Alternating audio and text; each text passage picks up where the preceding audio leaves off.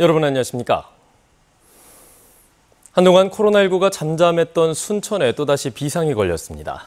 순천의 한 장례식장에 사흘간 머무르며 장례를 치른 부산 거주 남성이 확진되면서 접촉자가 200명 가까이 나온 겁니다. 순천시는 확진자의 자가격리 위반과 부산 북구청의 허술한 관리로 피해를 봤다며 구상권을 청구할 방침입니다. 양창희 기자입니다. 순천의 한 종합병원 장례식장입니다. 지난 17일부터 19일까지 여기서 장례를 치른 부산 거주 60대 남성 A씨가 코로나19 확진 판정을 받았습니다. 다수가 방문해 식사도 하는 장례식장을 매개로 감염이 확산될 우려가 커진 상황.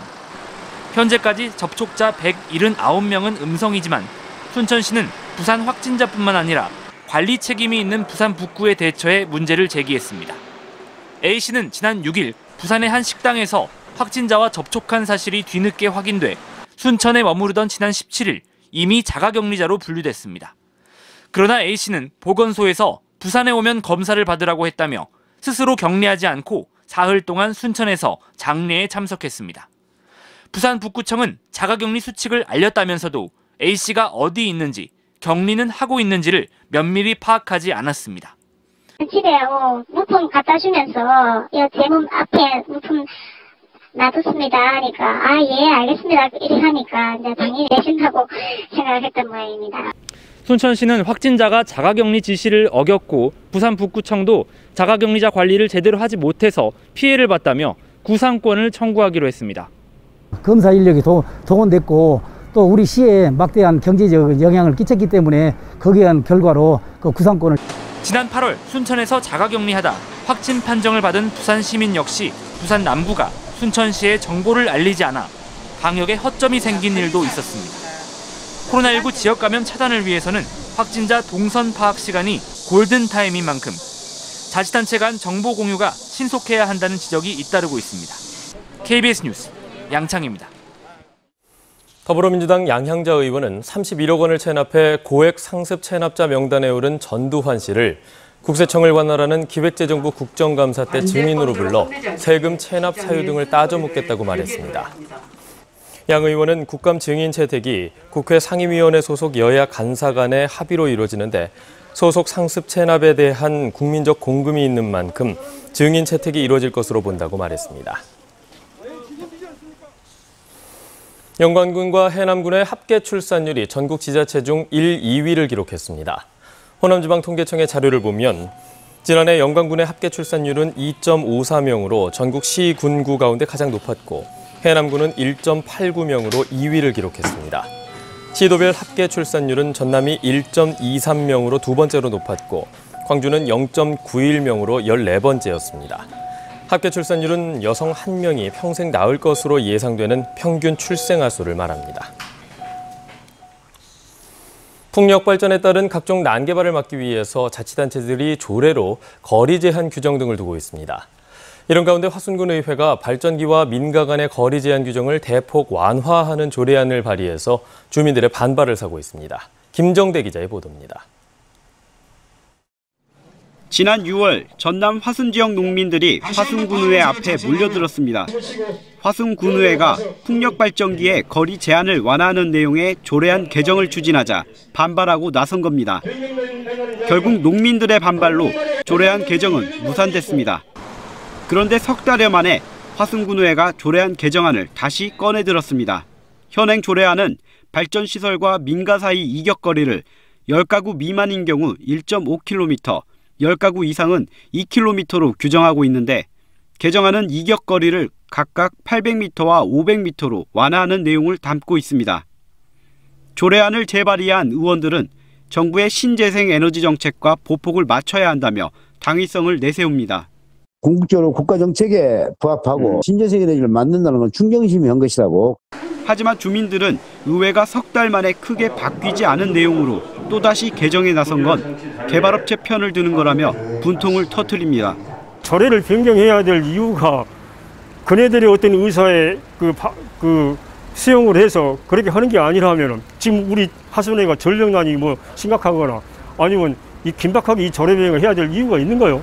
화순군 의회는 지역사회 의견 수렴을 거쳐 조례안을 개정하겠다고 밝혀 또 한 차례 진통이 예상됩니다. KBS 뉴스 김정대입니다.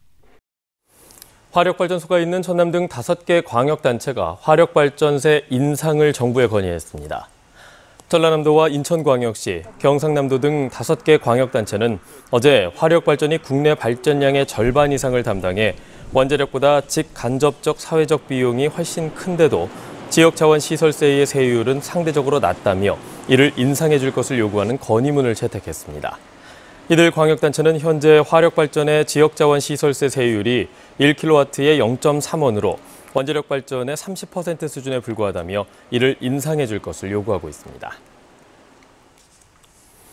지난 1998년 여수시와 여천시, 여천군이 이른바 3녀 통합을 하고도 청사는 지금까지 분산돼 있었습니다. 여수시가 통합청사를 추진하면서 찬반 논란이 일고 있습니다. 보도에 곽선정 기자입니다. 여수시와 여천시, 여천군 등 이른바 3녀를 통합한 지 23년째. 당시 통합청사 논의가 중단되면서 여수 원동청사를 1청사로, 여서청사를 2청사로, 문수청사는 3청사로 사용하고 있습니다. 나머지 뿔뿔이 흩어져 있는 조직들이 위치한 건물까지 합치면 여수시청사는 8개나 됩니다. 이에 권오봉 여수시장이 청사 통합을 위해 별관 증축을 추진하고 나섰습니다.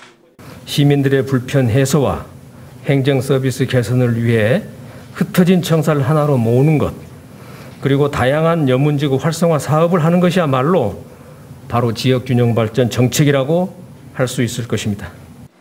곧바로 여수시의회 기획행정위가 예산 낭비 등을 이유로 심사를 보류하며 제동을 걸었습니다. 하지만 시의회 내부에서도 찬반 의견이 맞서는 상황.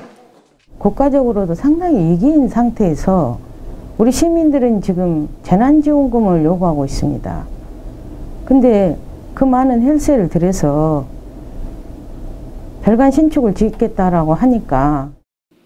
여수시는 청사 건립 예산은 400억 원으로 4년 동안 순차적으로 투입되는 만큼 재정을 감당할 수 있는 수준이고, 여서 문수 지역에 재생사업 등을 벌여 지역 균형 발전을 하겠다는 설명입니다.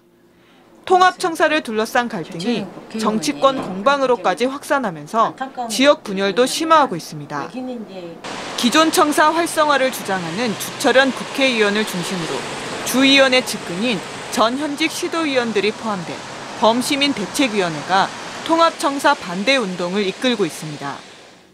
이 때문에 여수 지역 정가에서는 통합청사 논란이 정치권 세력 싸움으로 번져 시민을 위한 당정협의가 퇴보하고 있다는 비판의 목소리가 높습니다. 통합청사 구축 여부를 결정할 가장 중요한 요소는 시민과 지역 발전인 만큼 여수 시민들은 정치권 공방을 즉각 중단하고 시민 불편을 최소화할 합리적 방안 마련을 촉구하고 있습니다. KBS 뉴스 곽선정입니다. 광주시가 광주 전남 통합 실무를 준비하는 조직 구성에 착수했습니다. 이용섭 광주시장은 어제 확대 간부 회의에서 가칭 광주 전남 통합 준비단을 꾸려서 지역사회와 긴밀한 협의를 통해 향후 추진 방향과 계획을 도출해 주길 바란다고 말했습니다. 또 시도 통합에 대한 이해를 높이는 학습 모임이나 행사 추진도 주문했습니다. 이용섭 시장은 지난주 광주 경실련 대표단을 만난 데 이어 이번 주에는 광주시의회 의장단과 구청장을 만나 시도 통합의 필요성을 설명하고 이해와 동참을 구할 예정입니다. 추석을 앞두고 채소와 과일 등의 농작물 출하가 늦어지면서 대부분의 품목이 높은 시세를 유지하고 있습니다. 농수산식품유통공사 광주전남지역본부는 최근 배추 한 포기의 가격이 12,000원으로 1년 전보다 71%가 올랐고 무는 60%, 마른 고추는 50% 올랐다고 밝혔습니다. 사과는 10개에 28,000원으로 40%가 올랐고 배는 10개에 35,000원으로 지난해와 비슷했습니다. 농수산식품유통공사 AT는 긴 장마와 연이은 태풍의 여파로 농작물 출하가 늦어져서 채소 등의 가격이 비싼 것으로 분석했습니다.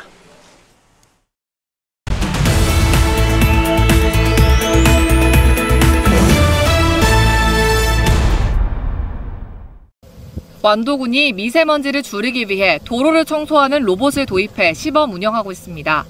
청소 로봇은 골목길이나 상가 밀집 지역, 전통시장 등 환경미화원들의 손길이 닿지 않는 취약 지역을 중심으로 활용될 예정입니다. 보성군이 지난 20일까지 나흘 동안 온라인으로 진행한 보성 세계차 엑스포 행사 홈페이지에 6만 4천 명이 방문했습니다. 이번 엑스포에서는 세계 차 품평대회와 대한민국 티 블렌딩 대회도 열렸으며 공식 홈페이지 방송 채널을 통해 생중계됐습니다. 광주시 동구가 마을 주민들과 함께 소태천 수질 개선 사업을 진행했습니다. 소태천 도랑 살리기는 지난해부터 시작된 사업으로 동구는 소태천 복원과 보전 활동을 지속적으로 추진할 계획입니다. 광주시 북구와 바르게 살기 운동 북구협의회가 추석을 앞두고 이주 여성과 함께하는 송편빚기 행사를 열었습니다. 이번 행사에는 북구 지역 이주 여성 등 30여 명이 참여했으며 100여 세대의 송편을 전달했습니다. 지금까지 단신 브리핑이었습니다. 어젯밤 8시 50분쯤 목포시 해안동의 한 아파트 5층에서 불이 나 10여 분 만에 꺼졌습니다. 불이 난 직후 집안에 있던 거주자 2명을 비롯해 주민 10여 명은 대피해서 인명피해는 없었지만 집 일부가 불에 타고 건물 외벽 60여 제곱미터에 그을음 피해가 발생했습니다. 소방당국은 베란다에 있던 김치 냉장고에서 발화된 것으로 추정하고 정확한 화재 원인을 조사하고 있습니다.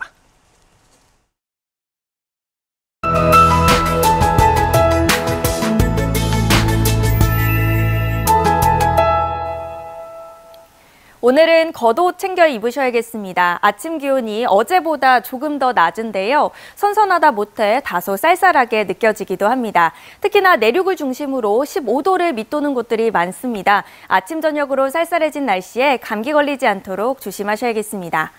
오늘 동해안과 제주를 중심으로는 비 소식이 있는데요. 우리 지역은 비는 내리지 않겠고요. 구름이 많다가 낮부터 차차 흐려지겠습니다.